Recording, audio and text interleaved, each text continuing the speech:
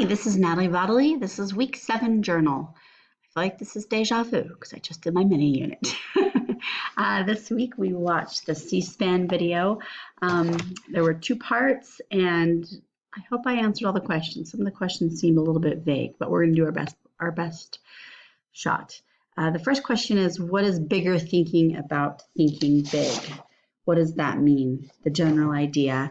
I got a few things out of it. I thought that we need to, it seemed like they were talking about high school a little bit more, but we need to think past high school. We need to think about these kids' futures, what they're going to do after high school. Some will go to college, that is true, but some won't necessarily.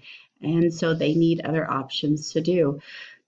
Permission to play. Somebody said, one of the panelists said, when did we stop playing in our classrooms? You know, that's an important thing for these students. Give them some things that they can do. After school programs were discussed, dance, sports, life skills, cooking, just all kinds of ideas that would help in this, and they would help neighborhoods and communities as well. And then flipped classrooms. We talked about this one of my other courses, and I thought the idea was amazing.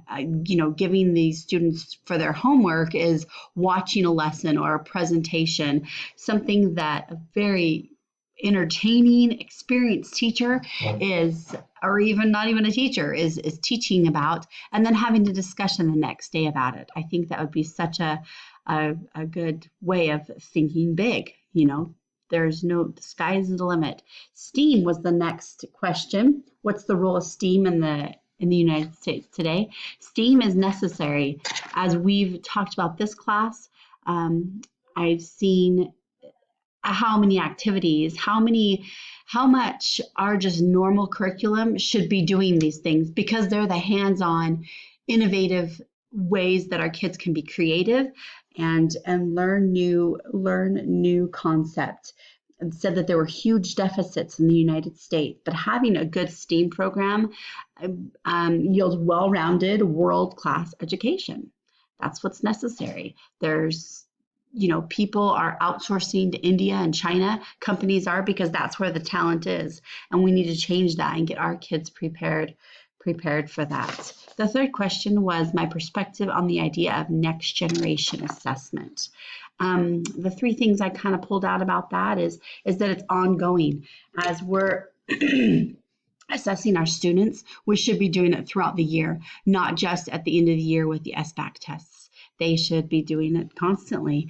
I know my children, I have a 7th grader, a 5th grader, a 2nd grader, and a TK little girl.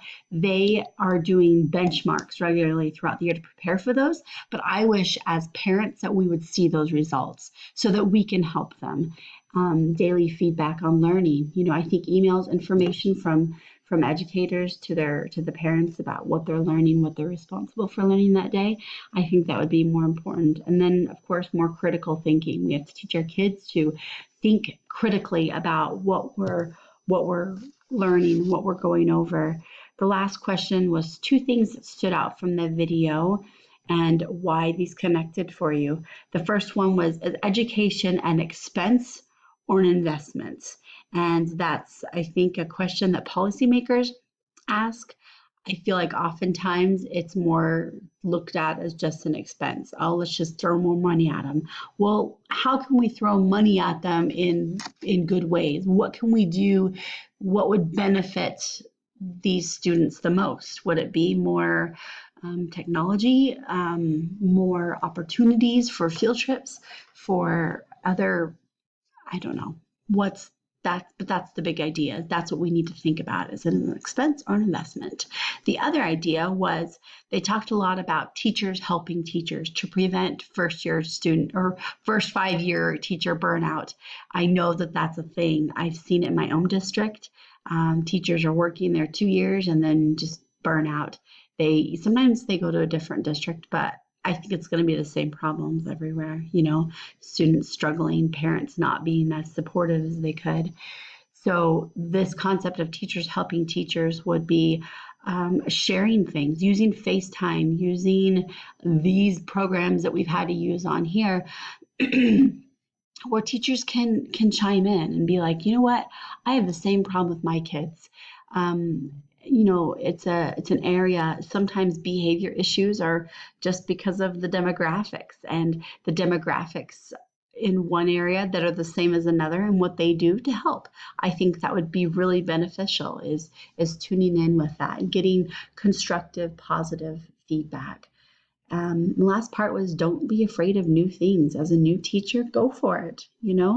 I feel like that's hard. Like I'm going to student teach, and I feel like I want to do that because I want to learn everything I can before I start teaching full time. Well, I know that's impossible because it's going to be a different group of kids, different situation, and I have to be able to roll with that. But I think trying new things is wonderful. This class has given me a lot of opportunities to try technology.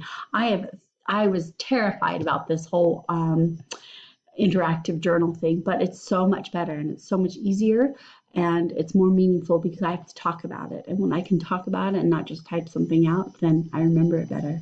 So that's the journal for the week. I think that was all. Have a good day.